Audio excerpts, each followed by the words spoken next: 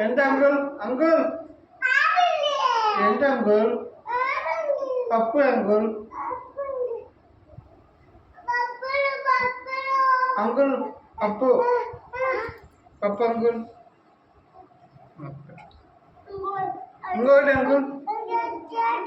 చాకెట్ అండి అంకుల్ ఒకటి uncle two కావాలి ఇంకోటి తా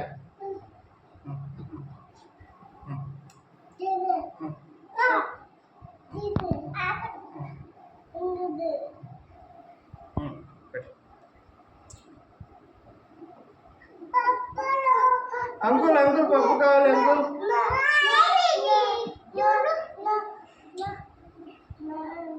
అయిపోయినాయండి అంకుల్ పప్పులు కావాలి